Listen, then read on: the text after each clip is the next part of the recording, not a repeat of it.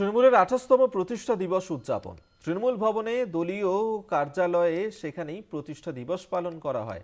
প্রতিষ্ঠা দিবসে দলীয় কর্মীদের মানুষের পাশে দাঁড়িয়ে সামাজিক দায়বদ্ধতা পালনের বার্তা দেন তৃণমূলের রাজ্য সভাপতি সুব্রত বক্সী।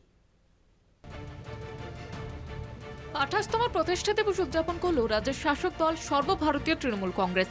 বুধবার বাইপাসের কাছে তৃণমূল ভবনে দলীয় পতাকা উত্তোলন করেন রাজ্য সভাপতি সুব্রত বক্সী। প্রতিষ্ঠা দিবস উপলক্ষে তৃণমূল ভবনের অনুষ্ঠানে হাজির ছিলেন দলের রাজ্যসভার সাংসদ দোলা সেন, দলের সহ সভাপতি জয়প্রকাশ মজুমদার, মনীশ গুপ্তা, বামফ্রন্ট আমলের প্রাক্তন মন্ত্রী, বর্তমান তৃণমূল নেতা মোর্তাজা হোসেন সহ একাধিক নেতৃত্ব।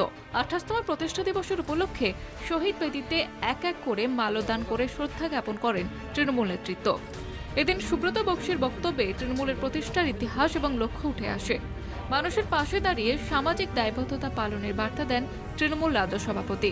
স্বাভাবিকভাবে ছাত্রী অবস্থায় থেকে তিনি ধাপে ধাপে বহু আন্দোলন তৈরি করেছেন। একটা সময় ছিল ৮-এর দশক ৯-এর দশকে উত্থান করে দিয়ে বাংলা অকপটে মানুষের কাছে পৌঁছেছেন। তিনি নিশ্চিতভাবে বাংলার মানুষের সার্বিক উন্নয়নের জন্য এবং তার চেয়েও বড় কথা পাহারাদারের মতো পৌঁছেছেন বাংলার মানুষের। অনুষ্ঠানের শেষ পর্বে সদ্যপ্রয়াত প্রাক্তন প্রধানমন্ত্রী মনমোহন সিংকে শ্রদ্ধা জানানো হয়।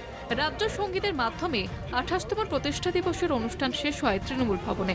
দলের প্রতিষ্ঠা দিবসে দলীয় কর্মী সমর্থকদের অভিনন্দন জানান তৃণমূল নেত্রী মমতা বন্দ্যোপাধ্যায়। নিজের লেখা এবং মন্ত্রী ইন্দ্রনীল সেনের একটি গান তিনি সমাজ মাধ্যমে পোস্ট করেন। সুস্থ থাকুন, রইল শুভেচ্ছা সবার। কলকাতা টিভি। শুভ জন্মদিন ফিরে আসুক বারবার।